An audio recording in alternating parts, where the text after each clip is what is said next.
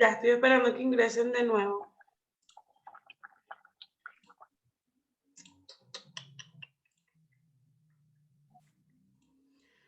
Repito, no es necesario que escriban la asistencia para el chat.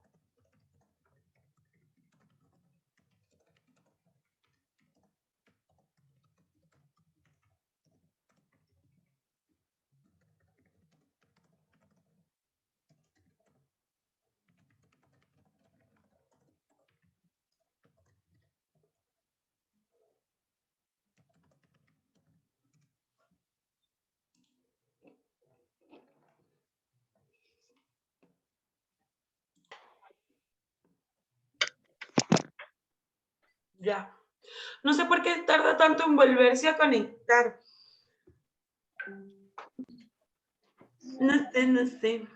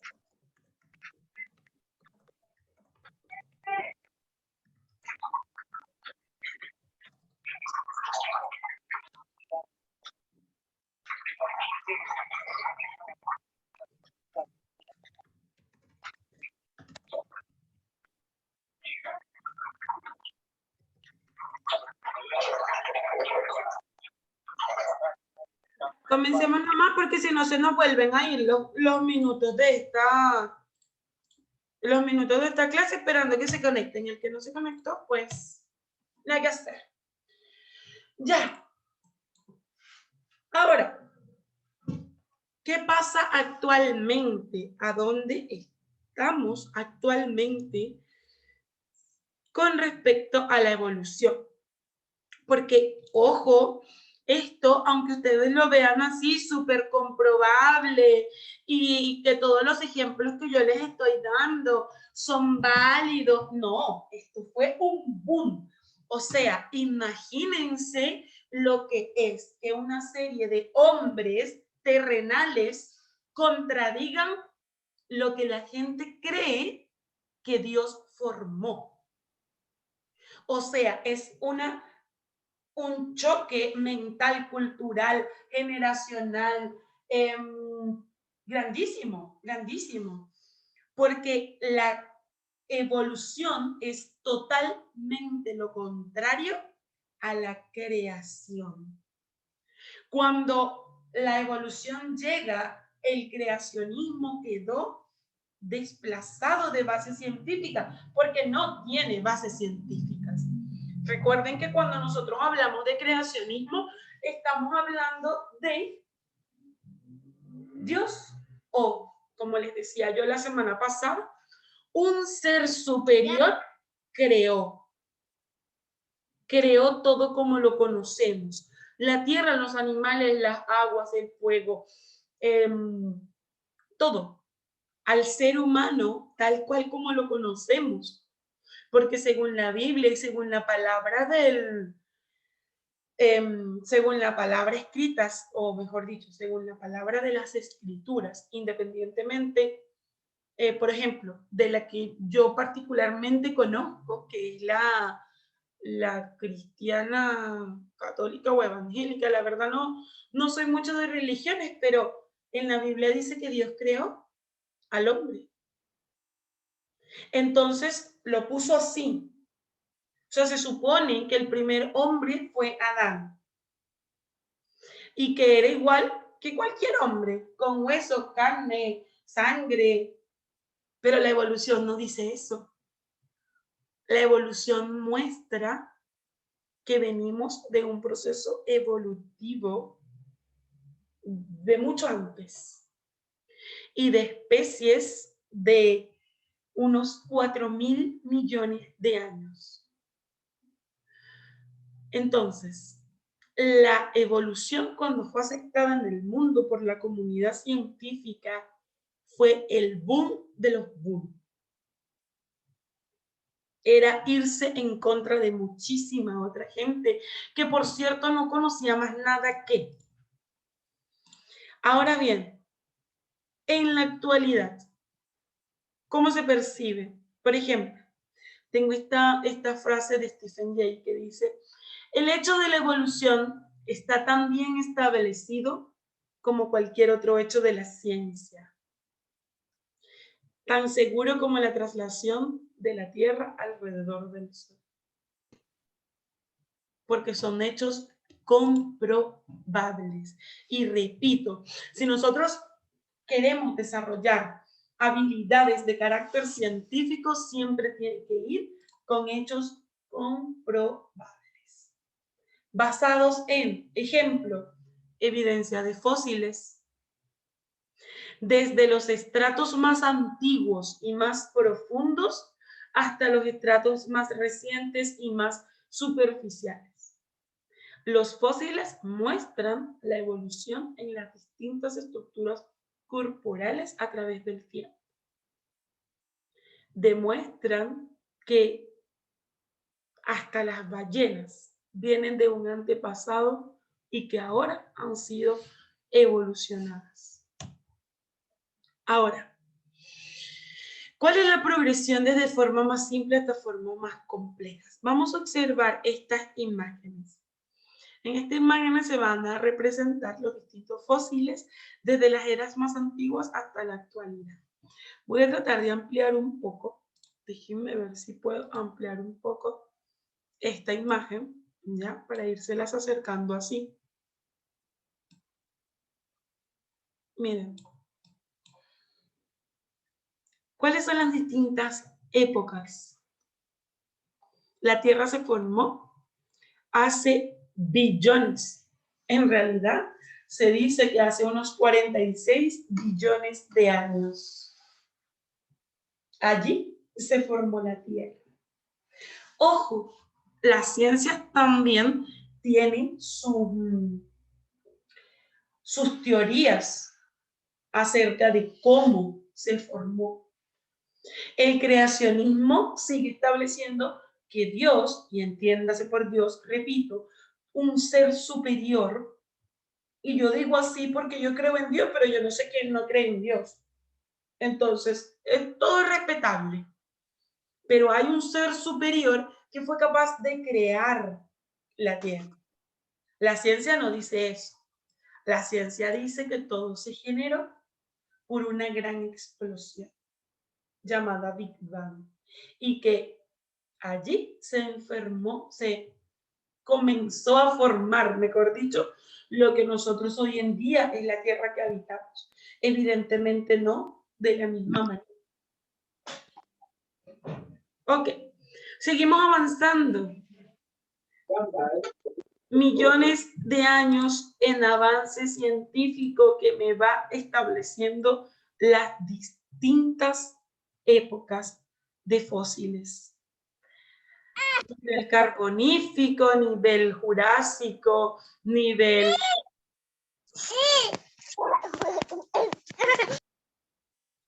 Los micrófonos, por favor,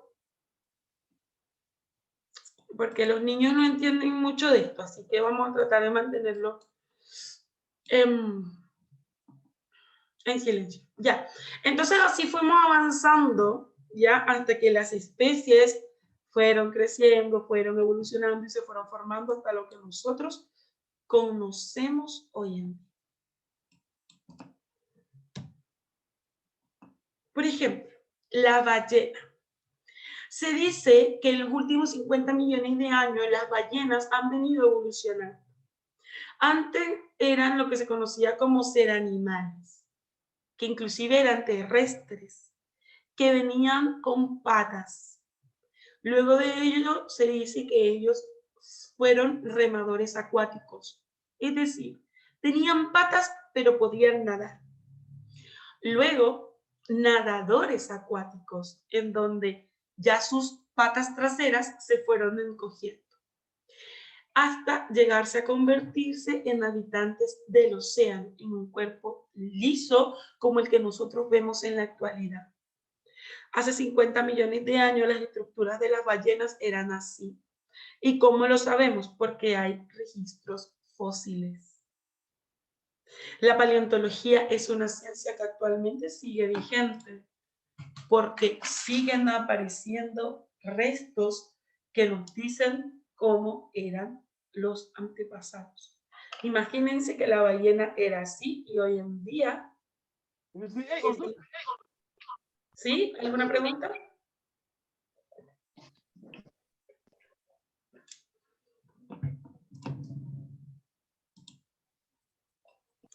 Y hoy en día, pues, es uno de los mamíferos más grandes. Reino de los océanos. Ya. Nosotros lo vimos la semana pasada, pero a mí siempre me gusta ir retomando, chiquillos, porque yo puedo llegar a entender que se les puede olvidar algunas cosas. La semana pasada vimos lo que eran las anatomías comparadas. Cuando yo hablo de una anatomía comparada, tengo lo que son las series homólogas. Recuerden, una serie homóloga va a ser aquella que la estructura tiene el mismo origen evolutivo, a pesar de ciertas diferencias a los aspectos actuales. Por ejemplo, las extremidades anteriores de las aves y mamíferos son estructuras homólogas, tienen un origen en común, son similares. ¿Ok? Miren, la forma. ¿Ok? Entonces, son especies distintas, pero al tener la misma forma interna, se pueden decir que vienen de un mismo antepasado.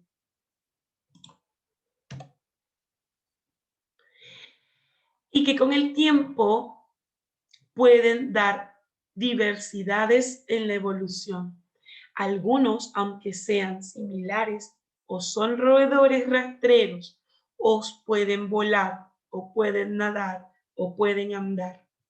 El punto es que se generan cambios en las estructuras.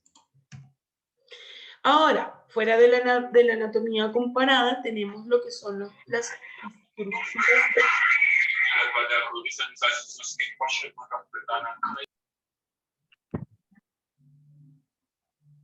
Me avisan cuando van a dejar de activar el micrófono, porque rápidamente con un clic salen de mi clase. De verdad. A mí me llega la simpatía hasta el momento en donde me interrumpen. Si quieren preguntar, activen los micrófonos. Pero si no, contrólense. ¿Alguien quiere preguntar algo?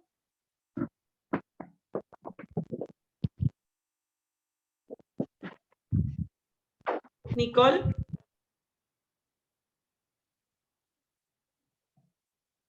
Sí. ¿Tiene una pregunta? No, porque ahora estaban conectando. Ya.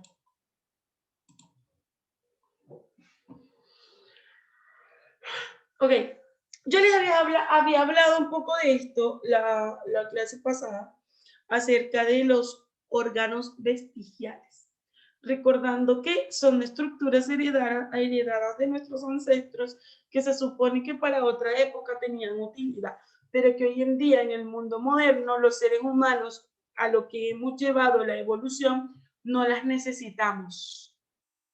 El apéndice, por ejemplo, o las muelas del juicio. Lo que conocemos, esta que no, que también conocemos como cordales, las de atrás no son necesarias. Es por eso que inclusive lo que hacen es muchas veces descuadrar nuestra dentadura y los odontólogos terminan sacándolas porque no son necesarias. ¿Ok? Ojo, antiguamente se supone que la especie las tenía y que era porque lo necesitaba, pero ahora no.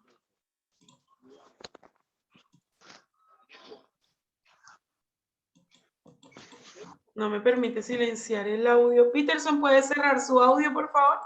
Que no me permite a mí desde acá.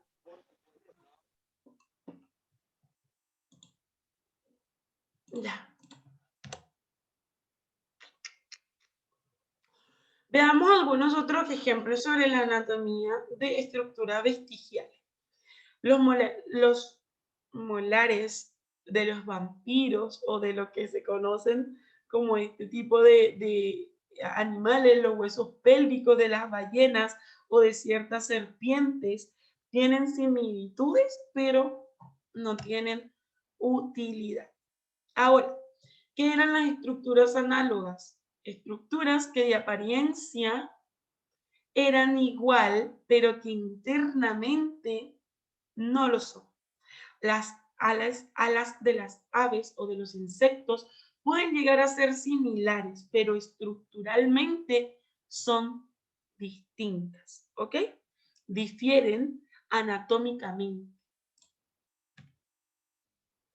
La parte de la embriología, permítanme revisar una cosa por acá. Espérenme un poco.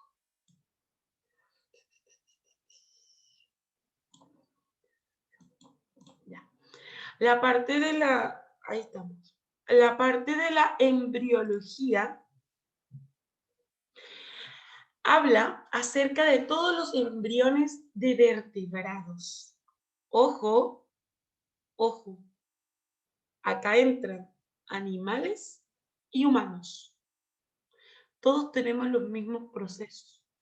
Inclusive todos los que nacemos por reproducción sexual, animales o humanos, y que seamos de estructuras vertebradas, vamos a tener un desarrollo embriológico igual. Ahora, observen esas tres imágenes, muy similares inclusive. La figura A es la etapa embrionaria de un lémur. La B de un cerdo y la C de un humano. Observen, no son grandes las diferencias. Si usted no lee de qué especie es, si yo le limito a usted la imagen, por ejemplo, a esto nada más, y le voy moviendo así, yo le pudiese decir, son 3 humanos, o son 3 cerditos, o son 3 monitos, y usted no va a saber. ¿Por qué? Porque tenemos orígenes en común, aunque cada uno haya evolucionado de una manera distinta. Ahora, ¿hay diferencias? Sí. A pesar de que hay organismos que tienen procesos similares, hay otros organismos que los procesos que comparten son bioquímicos. Por ejemplo, todas las células emplean el ADN, que también se conoce como DNA. Todo depende si usted está hablando de sus siglas en español o en inglés. El ADN significa ácido desoxirribonucleico, pero en inglés es desoxirribonucleic acid, algo así. Entonces está al revés, las siglas. Ahora, todas las células emplean ADN como portador de la información genética, sea la especie que sea, tiene un ADN. Todas las células van a utilizar el ARN. El ARN es el ácido ribonucleico, actúa como mensajero de llevar la información del código genético. Todas las especies lo tienen para transmitir la información de las proteínas de su código. Todas las células emplean aproximadamente el mismo conjunto de 20 aminoácidos para formar sus proteínas. Y todas las células utilizan el ATP, que se conoce como el adenosín trifosfato, como portador de la energía celular. Sea un animal o sea una persona, necesita gastar su ATP para poder sobrevivir y poder emplearlo como la energía necesaria para poder llevar sus actividades a cabo. Todo esto nos lleva también a estudiar lo que es la biogeografía, como la disciplina que estudia la distribución de todos los seres vivos en el planeta y que además explica los procesos que permitieron por qué se dan esas distribuciones geográficas. ¿Qué quiero decir con esto? Existen espacios geográficos en donde especies únicas solo estuvieron ahí. Cuando se generó la parte de tierra de nuestro planeta, hay especies que solo se generaron en una zona y que a lo largo de los billones de años no crecieron en otra. Por eso hay especies que son endémicas, únicas de una región. Y esto aplica a animales, personas y plantas. Se conocen porque la ciencia, uno de los caracteres de las ciencias es la comunicación. Se tienen que comunicar y esa comunicación trae consigo que yo sepa que en tal parte del mundo esta especie existe. Pero, ¿y por qué en esta otra no? Porque las condiciones de esa especie en esta otra zona no estaban dadas. Llévese un oso polar a vivir a un país como los de Medio Oriente. Ni siquiera estoy hablando al Caribe del latinoamericano. No, eso no es calor. Calor son algunos países del Medio Oriente en donde la temperatura, yo tengo un primo que vive, ya ni me acuerdo dónde es en un país por allá árabe, y la otra vez envió una foto y estaba a 66 grados. 66 grados. Imagínense eso cuando uno con 35 grados siente que se está quemando. Imagínense casi el doble. ¿Y esa gente ya se muere? No, se adapta. Entonces, todo está estrictamente relacionado con los cambios, con la evolución, inclusive a nivel de geografía. Ahora, en síntesis, cuando nosotros hablamos de las distintas teorías evolutivas, ya sean modernas o teorías neodarwinianas, inclusive tuvieron aportes de matemáticos y genetistas como Mayer o como Dobzhansky. La verdad yo soy súper mala para esos apellidos de otros idiomas, pero otras áreas aportaron ahí. La ciencia también se caracteriza porque muchas áreas se amplían. Si yo soy química, yo necesito de la biología para explicar algunos procesos. Yo necesito de la física para explicar algunos procesos. Y las otras ciencias necesitan de otras ciencias para explicar los procesos.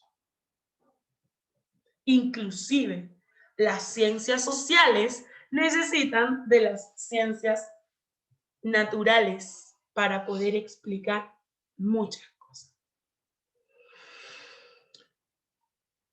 Entonces, se incorporaron elementos de genética a la teoría de la evolución por selección natural, que establecían, estamos resumiendo para terminar, la variación en las poblaciones que surge por azar debido a que hay mutaciones, que hay recombinaciones genéticas, a que la evolución se basa en los cambios en las frecuencias de estos alelos genéticos entre las distintas generaciones, a que existe una especiación y que esta especiación ocurre de manera gradual, sobre todo cuando hay un aislamiento reproductivo, que el neodarwinismo llevaba en sí otras ciencias como la genética, la paleontología, y que todo se hacía de manera sistemática, en donde se rechazaron teorías de caracteres adquiridos, porque no eran adquiridos, eran hereditarios, donde ya no se basaba el individuo,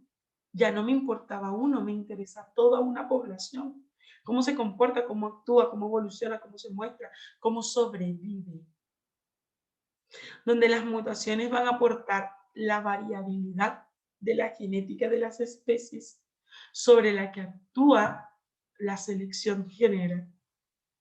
Y aquí voy a hacer una pausa a que observen esta imagen.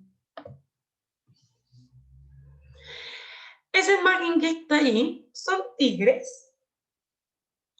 Ellos son de una misma especie.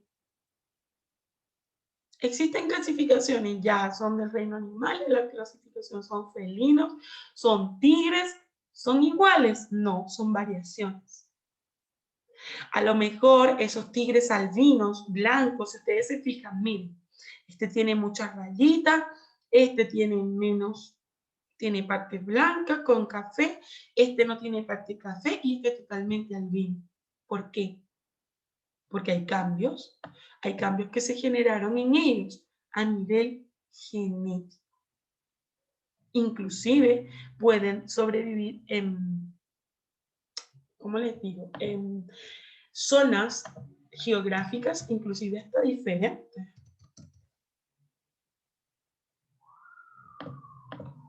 Ya. Y por último, la evolución siempre va a ocurrir de manera gradual y es un proceso muy, muy largo. Por eso vamos a lo que yo les preguntaba hace un rato. ¿Vamos a seguir cambiando totalmente? Yo no estoy segura, pero tampoco puedo dudarlo. No sé si se entiende. Yo a lo mejor no lo voy a ver, pero no lo pongo en duda porque la evidencia científica me dice, tienes que creer en esto porque esto es real, se ha venido demostrando, y si los seres en general han cambiado a lo largo de tantos años, ¿por qué van a parar ahora?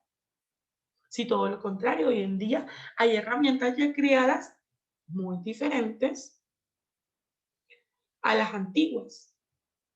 Es decir, esto no ha terminado.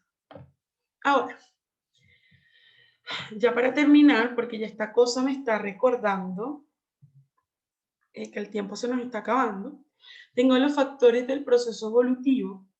Ya recuerden, la selección natural como proceso que resulta en diferencias de sobrevivencia y reproducción entre individuos de una misma especie. Tengo también las mutaciones, que son estos cambios que se generan en el material genético. Y tengo dos nuevos conceptos que inclusive no los hemos tratado en la clase de hoy, porque son el inicio de nuestra clase de la semana que viene. ¿Qué es el flujo génico y la deriva génica? ¿A qué se refiere? Cuando yo hablo de flujo génico, estoy hablando de las migraciones entre las distintas poblaciones. Y la deriva génica son los cambios que surgen aleatoriamente de las frecuencias de alelos en una misma población, especialmente cuando ocurren en poblaciones muy pequeñas. Hay especies que no sobreviven en el mismo ambiente y emigran a otra. Eso es el flujo génico. Y cuando hay cambios entre una especie que era igual de una misma población, pero que tienen cambios evolutivos por X razón, a eso yo lo llamo deriva génica. Chiquillos, hay un video que la verdad se los voy a dejar encomendado para que lo vean la próxima semana, porque no me va a alcanzar el tiempo el día de hoy. Igual sabía que no me iba a alcanzar el tiempo, entonces por eso lo dejé en la misma presentación, para que usted simplemente cuando entre a la presentación, pinche ese videito y ese video por eso se lo dejé allí, y ese videito es un link de... Espérenme un poco. Espérenme un poquito que esto me está pidiendo el guardado de la primera clase. Disculpe. Ahí. Ya. Ok, entonces hay un videito que usted puede pinchar y puede ver. ¿Por qué lo voy a dejar para luego? Porque por falta de tiempo no nos va a alcanzar el día de hoy, pero ahí se lo dejo. Es un poco de lo que hemos hablado. Ya, ahora sí, para terminar, esta es nuestra última diapositiva. Hablamos o recordamos en síntesis que dijimos que la selección natural.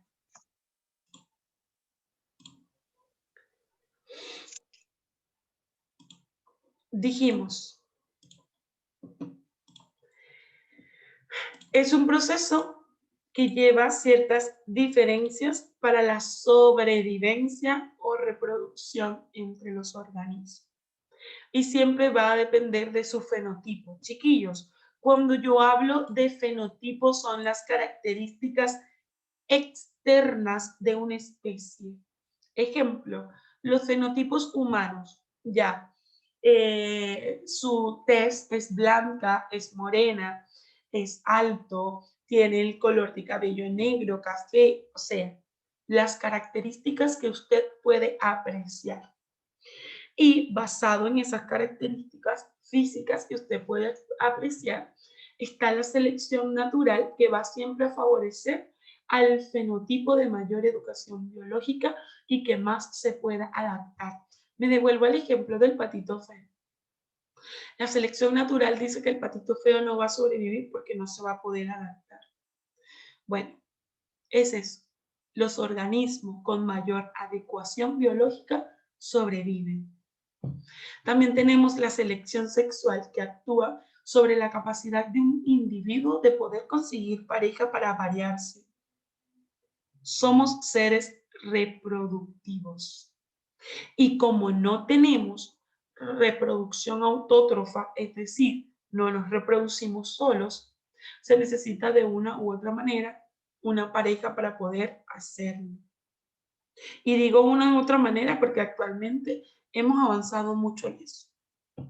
La selección artificial, que básicamente establece que el hombre en un lugar del ambiente elige qué organismos se van a reproducir de acuerdo a ciertas características deseables. Y eso existe, sí, existe para animales y existe para seres humanos también, porque la ciencia ha avanzado tanto que hasta permite que cuando se hacen procesos de reproducción no natural, inclusive se puede escoger el sexo del niño, el color de ojos, el color de piel y demás. Entonces, la ciencia ha evolucionado a un nivel tal y seguirá evolucionando a un nivel tal que de verdad esto no ha parado. Chiquillos, ¿dudas o consultas?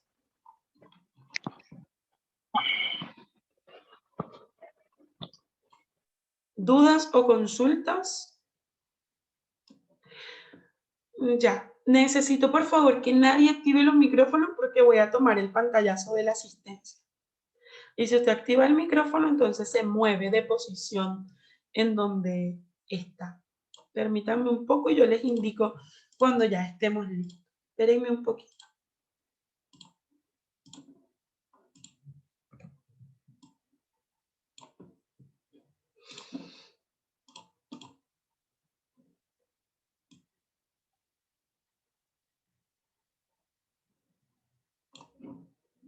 Se movió. Espérenme.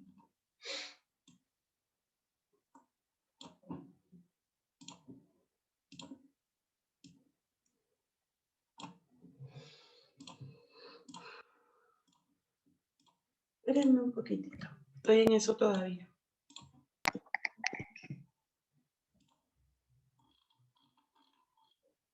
Ya. Alexis.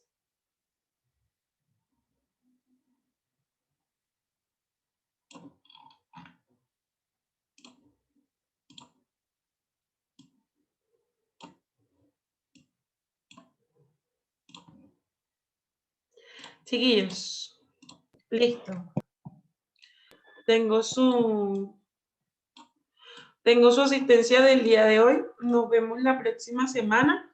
Espero que hayan entendido. Cualquier duda, consulta, me la pueden dejar por el Classroom, por el WhatsApp. Ahí nos estamos viendo. Cuídense, un placer verlos. Miriam, me encanta que estén acá. Cuídense mucho. Gracias, profe. Eso, chao. Chao, profe. Chao, profe. Chao. Chao, profe. Chao, chao, Claudita. Profe. Chao. Chao, profe. Chao. Chao. Chao, profe. Chao, chao, Lara. Tengo 100%. Y por otro lado,